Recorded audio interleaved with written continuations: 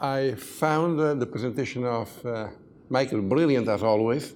Even more, I wish to thank him because I have known Karen, and it was really a human experience to see them so lively coming out of the words of Michael in a kind of philosophy that is at the same time a reflection on one's life, as philosophy should be, because the material with which we begin our reflection is the experience of our own life. I wish to make only one remark on the issue of embodiment, and in particular on the two structures that we find in embodiment. One structure is the structure, I have my body, and the other structure is, I am my body. There are some senses in which it is correct to say that I have my body. If I happen to be a little bit too fat, and my wife, or the physician, but rather my wife, tells me that I should slim down, then my body is an object in front of me, and I am, in one sense, the owner of the body, and I have to transform this body. So I am in front of my body, and my body is the object on which I apply my will. The same, many of you are young, I suppose they train. I wish to reach some results in an athletic discipline, and I train in order to reach these results, and my body is the instrument I use, and the body is an object. I am an object to myself. But the other structure is the structure in which I am my body.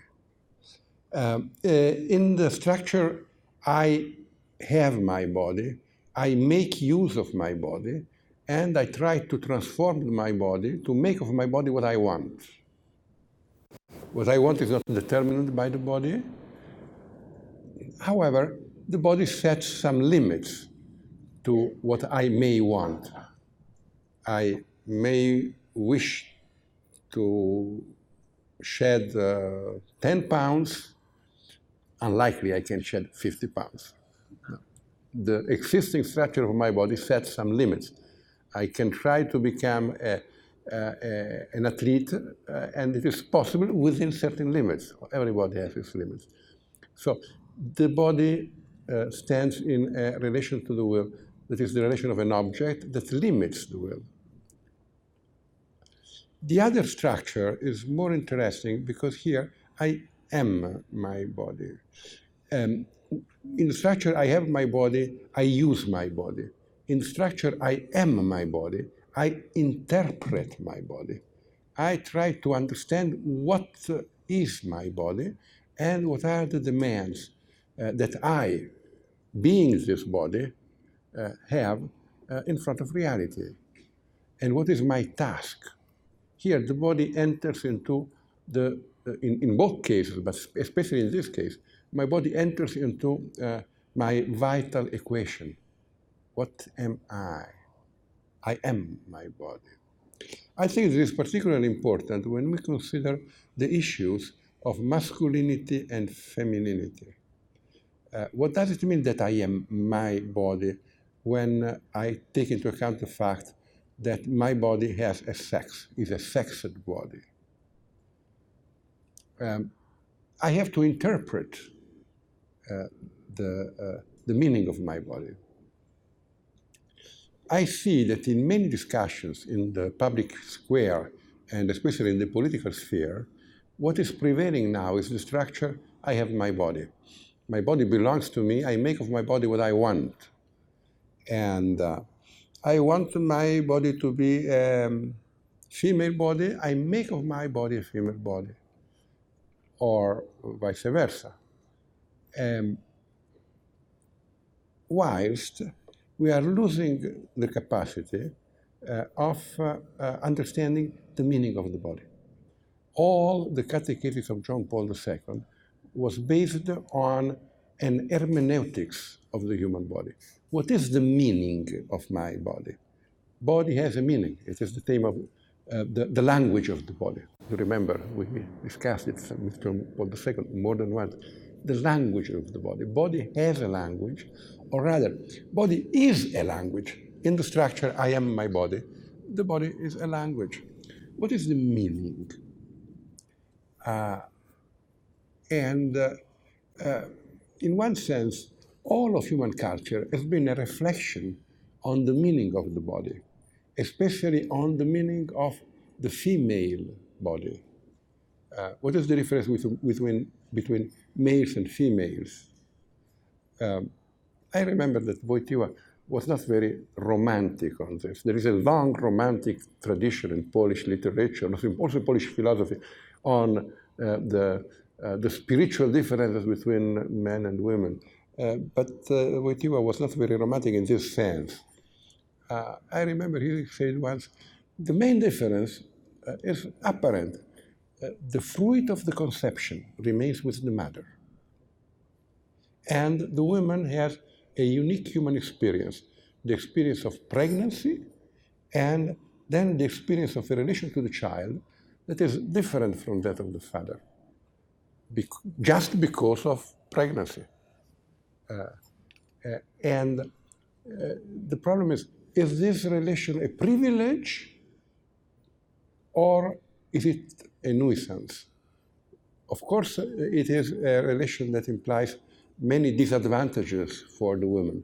She will not make so much career as a male with the same attitudes. I have a daughter, I have 4 daughters. One of them has 7 children. Of course, she could not make a career in the same way as if she had had no children. And she had to see a certain number of males who are less endowed with intellectual potential than she is, who make more career than she does. Is it worth the while? What is the value of this experience? And in Wojtyła, this experience is absolutely valuable. It's the most important experience that you have in human history and in human culture. Because you remember what we said yesterday on the person. I could try to make a summary saying that the person is a being that is empty inside. Empty in the sense that it can be filled through another being. A person can carry in her heart, in his heart, another human person, and this is what we call love. To carry the other in your heart, Wojtyła used to say, to engender her or him in eternal life, in the fullness of life. Now, in the case of pregnancy, this absolutely typical human experience is an experience not only of the spirit, it is an experience of the body. And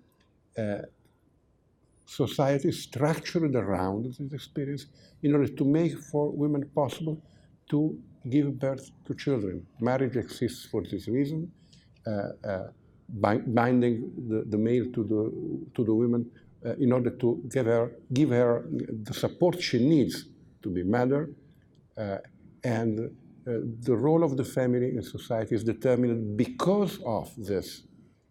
And everyone should ask himself the question, is it better to imagine that I can have a body that I do not have, and that I try to impose upon my body that has a certain objective characteristics of its own, my will or the will of society, or shall I try to understand, to interpret, to feel from inside the meaning of the body, that is the message that is contained in the body. I shall use a word that now is no more very much in use, the vocation that is implied in my body. And I think that this is perhaps the most important question that stands in the center of the debate today. Are women women? Is it worthwhile for young girls to be willing to become women? The question of abortion is dependent upon this, because abortion is a woman's right if you think that the fact of being a mother is not an integral element of the human destiny of the mother, and only an obstacle to a true realization that takes place somewhere else. I am not saying that women should only be mothers. I say that it is an integral part, a fundamental part of their identity, as well as becoming fathers is an integral part of the identity of the male. But the male learns this identity through the women. We do not know that we have children if our wives do not tell them that we are the fathers of our children. So we learn fatherhood through motherhood. Is it worth the while or not? And this stands also at the center of the question of gay marriage and of many other questions. You always go back to the two structures. I have my body, I am my body. And if I only have my body, then I lose one fundamental element that allows me to understand who I am, my subjectivity.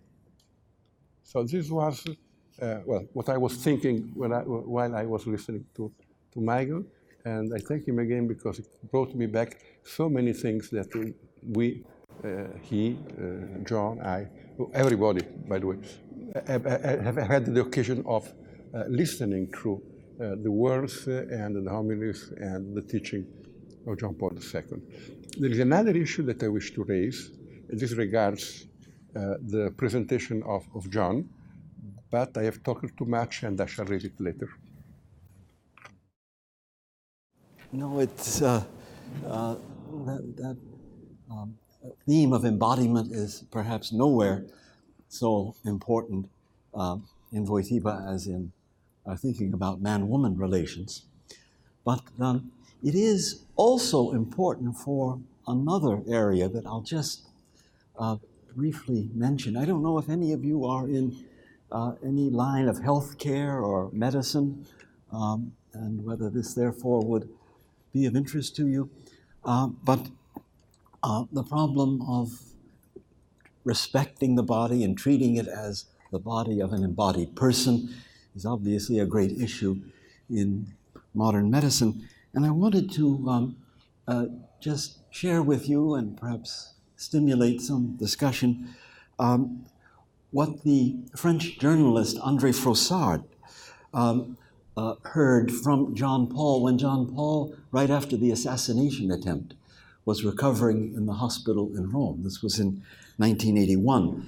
And André Frossard was able to hear the conversations that Wojtyła had with his doctors, and Frossard reports, and I quote, that he, John Paul, explained to them, the doctors, how the patient, in danger of losing his subjectivity, had to fight constantly to regain it and once more become the subject of his illness instead of simply remaining the object of treatment. John Paul pointed out that the doctors are certainly not responsible for this state of affairs, but that they ought to be aware of the danger and of the efforts which the patient is obliged to make to regain control of himself. The problem, John Paul went on, of the transformation of the individual into a thing occurs everywhere in the realm of social relations. According to John Paul, it is one of the biggest problems of philosophy and one of the most serious problems in the modern world. But I thought the expression of John Paul remaining the subject of the illness and not becoming just an object of medical treatment is very expressive. And in modern medicine, there's, of course, the body presented as something we have, and it's brought to the doctors to be fixed like a machine. But it's, after all, a body in which a person is present, and therefore to treat it just like a machine is going to do some violence to the person. And so the task arises for healthcare providers to respecting both subjectivity and embodiment, two big themes of our discussions, to keep alive in the patient under treatment that sense of being a subject, and keep alive the sense that in one respect, as you say, the patient is his or her body. So that on the issue of embodiment raised by Michael Novak.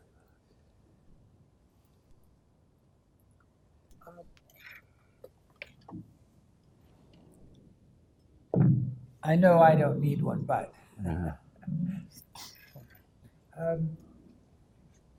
I appreciated Rocco's comment very, very much. You may have noticed this morning when I said, these are my hands. It's not quite right out there, but I said, but in some circumstances it is.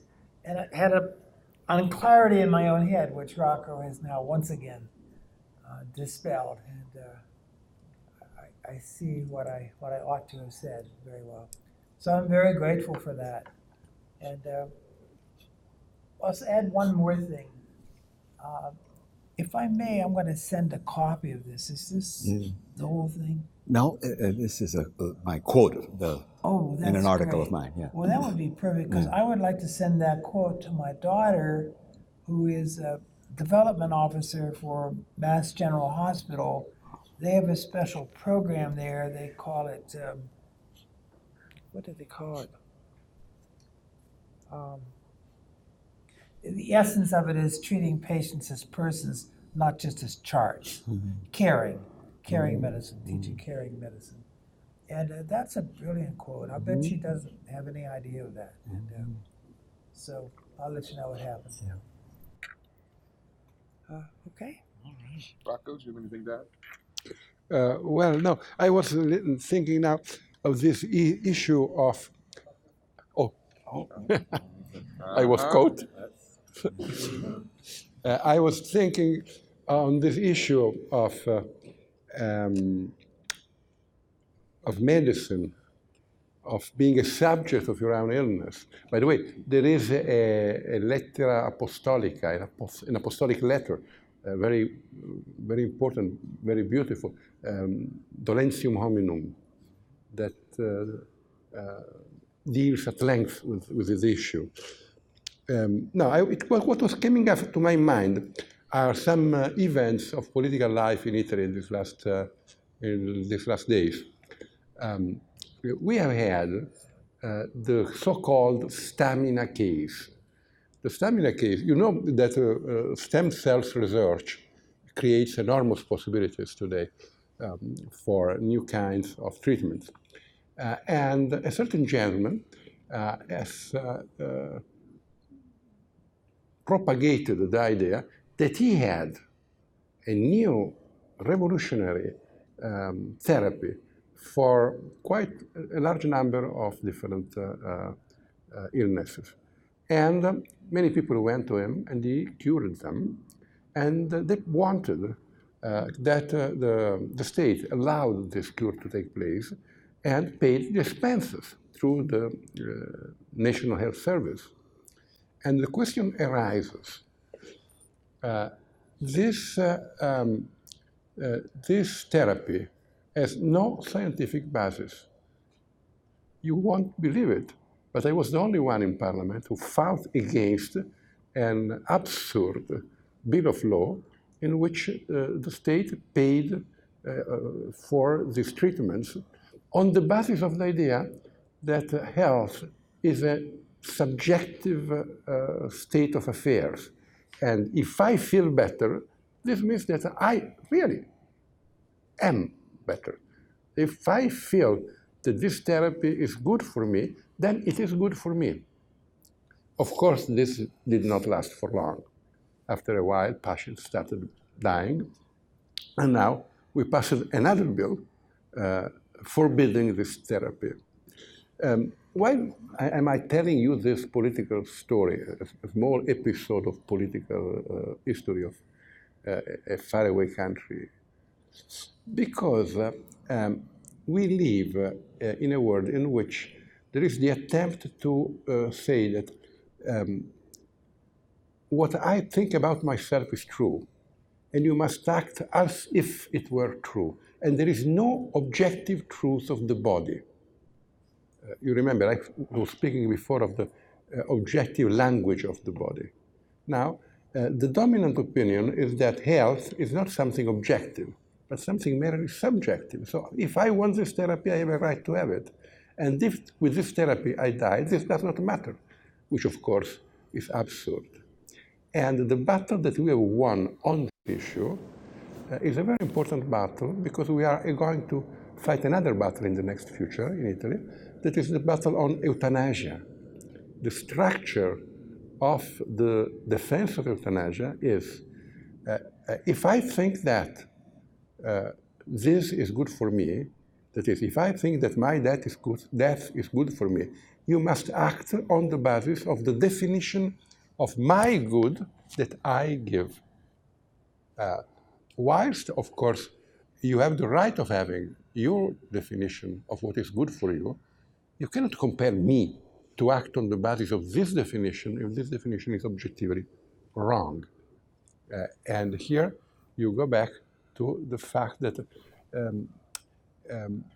why do some people who are severely ill demand euthanasia? Because they do not want to confront themselves with the problem of the meaning of their body in that moment, of the fact that they are their body.